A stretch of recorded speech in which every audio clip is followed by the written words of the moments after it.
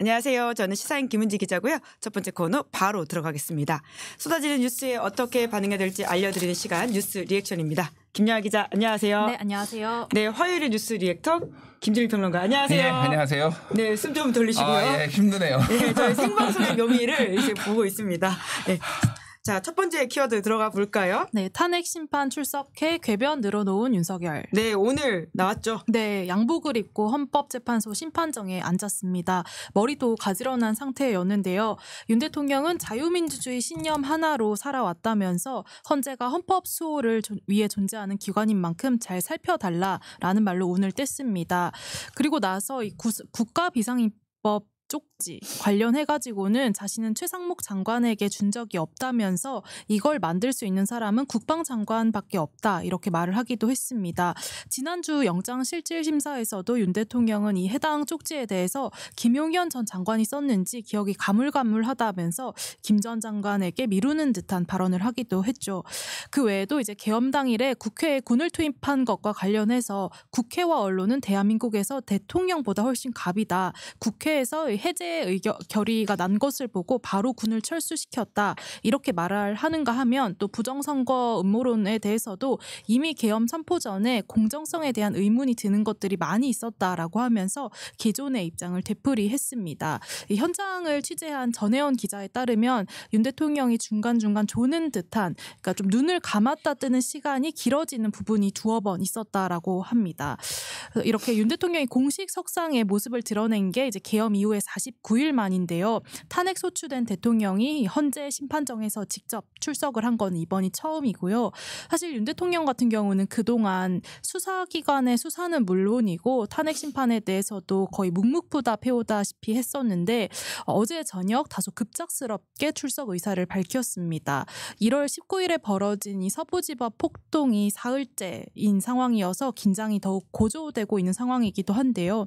그런 가운데 대통령실 소속의 한 행정관이 오늘 오전 지지자들을 향해서 대통령께서 2시에 헌법재판소에 직접 출석을 한다 이 사실을 알리면서 응원이 필요하다. 안구격에서 헌법재판소로 향하는 모든 곳에 대통령님을 응원해 주길 바란다라는 내용의 문자를 보내서 논란입니다. 대통령실 명의로 사실상 지지자들 또다시 좀 부추기는 거 아니냐 이런 비판이 나왔는데요. 실제로 이 과정에서 이 경찰을 폭행한 한 명이 현행범으로 체포되었다라고도 하고요.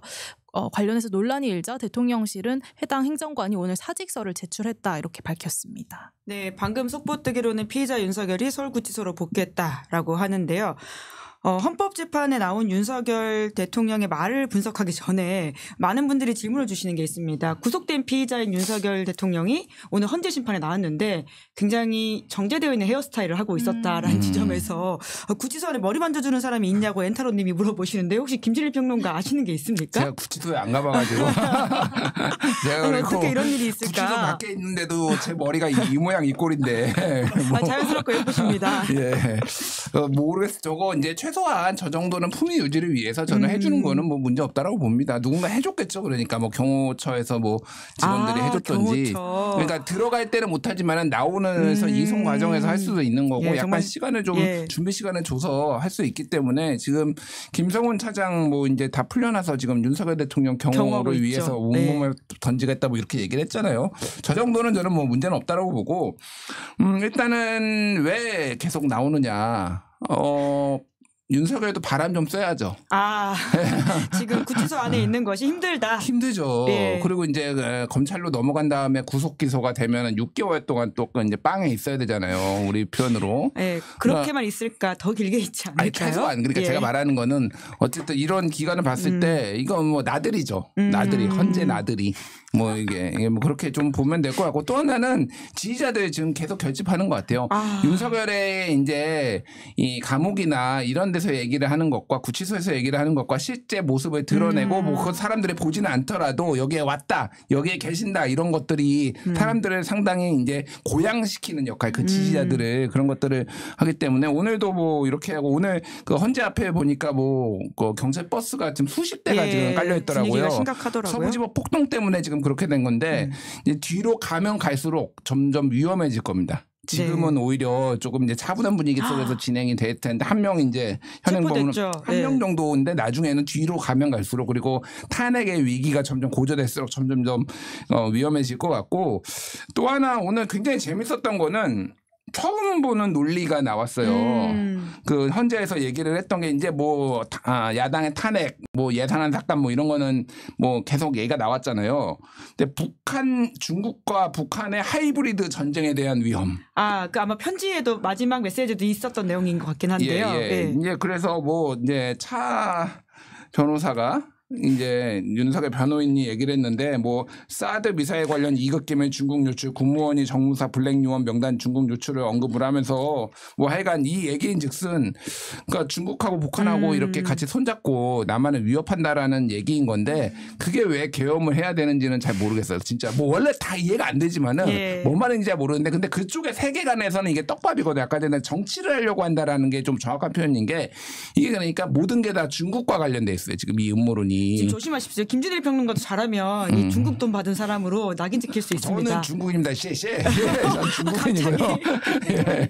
그러니까 이게 모든 게 다 중국으로 지금 연결이 돼 있단 말이에요. 중국이죠, 요새. 기승전 중국에. 그러니까 예를 들면은 민주당과 이재명이 집권을 하면은 홍콩 민주화 중국의 홍콩 민주화를 탄압을 했을 때 민주당 정부가 그때 침묵을 했던 것처럼 우리도 중국이 들어와서 아니면 중국이 했던 것처럼 우리도 그렇게 속국화될 수 있다. 속국화되거나 아니면은 민주주의를 박탈당할 수 있다 이런 주장을 하고 있어요. 뭐 이상한 주장인데 어쨌든 그런 떡밥을 던져주기 위해서 지속적으로 지금 얘기를 하고 있는 거고 요 대통령실 행정관 요거는 되게 지금 계속 좀 수사를 통해서 밝혀봐야 될 것 같은데 뭐냐면은 지금 용산의 직원들이 거의 다 떠났어요. 네, 지금 7명만 배웅했다 이렇게 중앙일보가 보도했더라고요. 그 중앙일보 기사를 잘 보면은 지금 강희구 1 부속실장, 장순지 2 부속실장, 그리고 시민사회 수석실 1, 2, 3, 주관성, 정유일, 정호성, 그리고 이기정 의전비서관, 최재형 홍보기획 비서관 등이 있는데 중요한 거는 지금 시민사회 수석실이에요. 네. 여기 이 행정관이 지금 뭐 사직서를 냈잖아요. 근데 지금 저기 서부지법의 집회와 관련해서도 이들이 연관이 있을 수 있다라는 얘기가 계속 나오고 있어요. 그러니까 애초에 극우 지지자들 선동하는데 역할했던 게 아니냐. 직접적으로 뭐 지령을 내는 저는 모르겠어요. 그런데 이쪽에서 뭐를 했냐면은 시민사회 수석실에서 특히 유튜버들 관리를 했어요. 이번 정부 들어와 가지고 그래서 지금 지속적으로 유튜버들하고 지금 얘기를 하고 있는 거 아니냐. 저기 그만둔 이 행정관은 자기 지인들한테 그냥 격려하는 차원이었다고 했지만은 사실상 이거는 좀 선동을 좀 많이 하는 거고 지금 여러 언론이 약간 취재에 들어갔어요. 이거에 대해서. 지금 그래서 좀 이게 모르겠습니다. 처벌이 가능할지는 모르겠는데 좀 심각하게 이거 좀 볼 수 있지 않나 그 생각이 들어요. 네, 앞으로 더 상황이 심각해질 수 있다라고 하는 경고가 더 이상 경고가 아닌 상황을 저희가 맞이하고 있다 보니까 정말 좀 마음이 무겁습니다. 두 번째 뉴스도 관련된 소식이죠. 국민의힘 폭동 비호 논란. 네, 폭동과 관련해서 국민의힘에서 단호하게 선긋지 않는 모습을 보여서 또 논란이 되고 있습니다. 네, 그러다 보니까 폭동을 비호하는 거 아니냐 이런 비판까지 나오고 있는데요. 어제 국회 행안위 현안 질의가 열렸는데 국민의힘 윤상현 의원이 폭동이 일어난 날 밤 10시 51분경에 강남경찰서장에 직접 전화를 해서 이 서부지법에 연행된 분들이 있는데 잘 부탁한다라는 취지로 이야기를 했다는 사실이 이호영 경찰청장 직무대행을 통해서 알려졌습니다. 이 서부지법 담장을 넘은 17명에 대해서 선처를 청탁한 것으로 보이는 정황인데 여기에 대해서 오늘 권성동 원내대표에 대해서도 질문이 들어왔거든요. 근데 여기에 대해서 오늘 국민의 어떤 억울한 사정을 잘 살펴달라라는 의미로 보면 되지 않을까 한다면서 그 정도는 충분히 할 수 있다라고 언급을 했습니다. 뿐만 아니라 또 나경원 의원도 불행한 사태를 초래한 근본 원인을 살펴봐야 된다라고 페이스북에 썼고 또 조배숙 의원은 어제 현안 질의에서 경찰이 진입로를 열어주고 있다면서 경찰 책임을 부각하는 듯한 발언을 하기도 했습니다. 지금 다들 이제 폭력에 반대한다라고 말을 시작을 하긴 하지만은 그렇다고 해서 완전히 또 이 선을 긋고 비판을 하고 있지는 않는 상황인 건데요. 그런 가운데 울산 동구가 또 지역구인 민주당 김태선 의원의 경우에는 내란 옹호 국민의힘이라고 쓰인 이 지역구 현수막이 찍히는 일도 있었습니다. 네, 그런다 가운데 오늘 SNS에서 돈 내용이 있죠. 네. 국민의힘에서 부정선거 관련된 카드뉴스 팩트체크했던 거죠. 네, 그렇습니다. 2022년 대선 당시에 윤석열 후보에 대한 부정선거 가능성을 일축하면서 직접 이 카드뉴스를 배포했습니다. 이 사진으로 지금 보시는 것처럼 어떻게 보면 지금 이제 극우 단체에서 얘기를 하고 있는 뭐 중앙선관위 선거정보센터 해킹 우려라든가 뭐 투표함 조작 우려 이런 것들에 대해서 일일이 정말 세세하게 반박을 하면서 불가능하다라는 이 딱지를 딱 붙이고 딱 잘라 말을 했었는데요. 관련해서 이제 박주민 민주당 의원이 국민의힘의 똑소리 나는 팩트체크 널리 알려주시라라는 이런 반응까지 나오고 있는 상황입니다. 원내 한 관계자한테 부정선거를 인정할 수 없다고 보는 게 당의 입장이 맞느냐라고 한번 다시 물어봤는데요. 공당으로서 선거 시스템을 부정하는 입장을 당연히 낼 수도 없고 낸 적도 없다. 다만 이 개별적으로 의구심을 가진 분들이 많고 이것이 지금 엄청난 사회 불안으로 이어지고 있으니까 이를 해소하려는 정부의 적극적인 역할이 필요하다. 이런 취지라고 설명을 했습니다. 2022년 대선 당시 팩트체크랑 입장이 같다고 보면 되냐 이렇게 물으니까 그걸로부터 달라진 건 없다. 이렇게 답을 했습니다. 네, 김여하 기자가 중요한 부분을 취재했네요. 2022년 당시 팩트체크와 입장이 달라진 게 없다라고 하는 거면 부정선거가 아니다라고 하는 거 아닌가요? 김준일 평론가 어떻게 보십니까? 이 원내 한 관계자가 아마 대변인일 것 같은데 이 대변인이 좌파에 물들었네. 뭐 중국에 물든 것 같습니다. 제가 보기에는. 기승전 중국 오늘 결론이. 중국에 물들지 않고서야 어떻게 지금 이런 입장을 낼 수가 있을까요? 빨리 배우를 캐봐야 돼요. 중국에 있는지 지금. 무시무시하네요. 네, 배우를 캐봐야 되고 이때 당대표가 이준석이에요. 예. 그래서 이준석 대표는 일관되게 부정선거 음모론에 대해서도 과거부터도 계속 이건 안 된다. 이게 우리 당이 이렇게 하면 안 된다라고 선을 그었고 최근에도 지금 또 이제 공격 비판도 많이 하고 예. 토론까지 하자. 뭐 황교안 전 대표나 막 이런 사람들한테 막 토론하자 뭐 이런 얘기까지 하고 있거든요. 이게 제정신일 때도 있었어요. 국민의힘이 항상 다 미친 건 아닙니다. 항상 그런 건 아니고 제정신일 때도 있는데 이게 지금은 이제 이 극단주의자하고 손을 잡는 거 이제 어떻게 민주주의는 무너진가 뭐 로버트 레비츠키나 이런 사람들이 얘기를 할 때 어떤 두 가지 사안이 있어요. 극단주의와 손을 잡고 민주주의를 부정하는 때가 어떤 때냐면요. 첫 번째는 우리가 앞으로 집권하기가 힘들다고 생각했을 때. 네. 스스로도 판단 그렇게 했다라고 봐야 되는 건가요? 레비츠키가 얘기한 거니까 예. 두 번째가 저쪽이 정권을 잡았을 때 권력을 잡았을 때 우리가 이루어놓은 모든 시스템 그리고 우리의 어떤 권리 기득권 이런 것들이 다 완벽하게 부정당하거나 파괴당한다고 했을 때 극단적으로 가는 거죠. 그러니까 국힘이 어느 거에 해당되는지는 모르겠는데 지금 앞에서 얘기했듯이 극단주의자, 그러니까 헌법을 무시하고 어떤 정부의 권위, 법원을 무시하고 이런 사람들하고 선을 완벽하게 긋지 않는 거 이런 식으로 하는 거는 이제 가짜 민주주의자거든요. 이 사람들은 표면적으로만 민주주의자인데 이런 사람들이 이제 나중에는 극우랑 손잡습니다. 결국은. 나중일까요? 지금 네. 굉장히 어두운 그림자가 짙게 있는 것 같아요. 1934년에 네. 그 제가 프랑스 폭동 얘기를 하는데 그때 좌파가 권력을 잡을 것 같다라고 해가지고 그때 청년 애국단, 우파 민병대 이런 데가 의원들 다 잡아 죽이겠다고 들어갔어요. 프랑스 의회를 점령을 했어요. 그때 이제 그 공화연맹당이라는 우파 정부가 이들하고 손을 잡습니다. 완벽하게 손절하지. 물론 폭력은 좀 문제가 있어. 국힘하고 똑같아요. 하지만은 지금 이런 문제들이 있는지 우리가 되살펴봐야 돼라고 하면서 똑같이 얘기를 하는데 이들이 결국은 나중에 구호가 뭐가 나오냐면요. 좌파보다는 히틀러가 낫다. 이 구호까지 나와서요. 결국은 1934년에 그 폭동이 일어났는데 1940년에 히틀러가 치잖아요. 프랑스를. 예. 그때 이 6년 동안 나라가 극심한 혼란이 있었기 때문에 사실은 히틀러를 못 막은 것도 있어요. 그런데 히틀러가 오자마자 공화연맹당에 좌파보다 히틀러가 낫다라고 한 사람들이 다 BC 괴뢰 정부로 들어갑니다. 근데 그 결말은 나중에 해방되고 나서 다 교수형 살해당했다. 그러니까 교수형이 아니라 이제 총살당해서 다 죽었는데 제가 말씀드리는 거는 이렇게 될 수 있어요. 그러니까 일본 극우가 좌파보다 낫다라고 일본하고 손잡을 수도 있습니다. 제가 그 정도로 이건 예시인데 그 정도로 위험하다. 이게 역사가 보여주는 거예요. 그러니까 이제 시작이다라고 하는 걱정에 아주 상세한 사례를 말씀해 주신 것 같은데요. 앵그리님께서는 북풍 안 먹히니까 중국 공산당 프레임 들고 왔다라는 취지의 이야기를 하고 계시는 것 같고요. 볼프강님은 좌파에 물들었어. 국민의힘도 허허 뭐 이렇게 지금 아마 김진일 평론가와 같은 맥락으로 이야기하신 것 같습니다. 이제 그런 가운데 서부지법 119 폭동에서 벌어진 언론인에 대한 공격도 좀 짚어야 될 것 같은데요. 네, 취재진들의 피해도 상당했는데요. 어제 언론단체들이 서부지방법원 앞에 모여서 기자회견을 열고 언론 자유를 테러한 폭동 세력에 대한 엄벌을 요구했습니다. 당시 현장에서 이제 있다가 구타를 당했던 MBC 영상기자 A 기자가 오늘 MBC 라디오에 김종배 시선집중에 출연해서 당시 당시에 좀 긴박했던 상황을 전했는데요. 20년 가까이 취재를 하면서 이처럼 한 명을 집단 구타하는 집단 린치는 처음이었다라고 하면서 누군가 MBC다라고 외치자 사람들을 불러 모아서 구타를 했다라고 전했습니다. 상당수가 2030 남성들이었고 이 과정을 찍었던 메모리 카드도 빼앗겼다라고 하는데요. 또 MBC 같은 경우는 소속 영상기자, 오디오맨 이렇게 총 4명이 다쳤다라고 합니다. KBS 같은 경우는 총 10명이 다쳤다라고 하고요. MBN 같은 경우는 촬영 기자는 전치 3주 상해 진단을 받은 것으로 전해집니다. 연합뉴스도 또 집단 구타를 당한 이 언론사 소속 기자가 있고요. 현재 관련 언론사들은 형사 고발 등 강력 대응할 방침이라고 밝혔습니다. 네, 그러니까 굉장히 폭동까지 일어나고 보니까 언론 보도에 대한 문제의식도 굉장히 올라가게 되는 것 같은데요. 이런 상황에서 좀 언론이 어떻게 대처해야 된다라고 보십니까? 그러니까 이 폭력에 대해서는 단호한 입장을 취해야 돼요. 모든 거를 지금 약간 뭐 폭력은 잘못됐지만은 너희도 잘못된 건 아닌지 한번 돌이켜봐라. 오늘 조선일보 사설이 그거든요.